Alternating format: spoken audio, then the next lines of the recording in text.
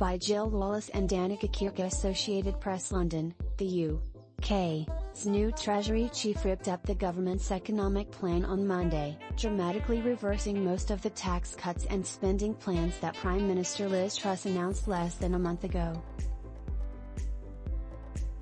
In a televised address, Chancellor of the Exchequer Jeremy Hunt said he was scrapping almost all of Truss' tax cuts, along with her flagship energy policy and her promise, repeated just last week, that there will be no public spending cuts. While the reversal of policy calmed financial markets, it further undermined the Prime Minister's rapidly crumbling authority and fueled calls for her to step down before her despairing Conservative Party forces her out.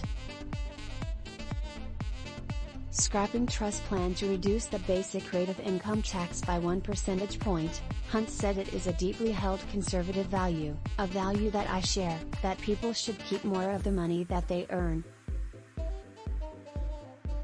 But at a time when markets are rightly demanding commitments to sustainable public finances, it is not right to borrow to fund this tax cut. Such major policy announcements are normally made first in the House of Commons.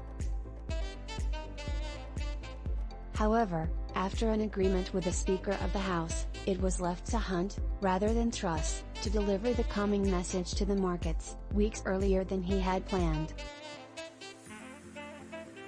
Hunt was appointed Friday after Truss fired his predecessor Kwasi Kwarteng, who spent less than 6 weeks in the Treasury job. Truss and Kwarteng jointly came up with a September 23 announcement of £45 million, $50 billion, in unfunded tax cuts that spooked financial markets, sent the pound to record lows and forced the Bank of England to take emergency action. Over the weekend, Hunt has been dismantling that economic plan. The government had already ditched parts of its tax-cutting plan and announced it would make a medium-term fiscal statement on October 31. On Monday he went further. He scaled back a cap on energy prices designed to help households pay their bills. It will now be reviewed in April rather than lasting 2 years, sweeping away one of Truss' signature plans. Hunt's moves are aimed at restoring the government's credibility for sound fiscal policy after Truss and Kwarteng rushed out a plan for tax cuts without detailing how they would pay for them. He spent the weekend in crisis talks with Truss, and also met with Bank of England Governor Andrew Bailey and the head of the government's debt management office.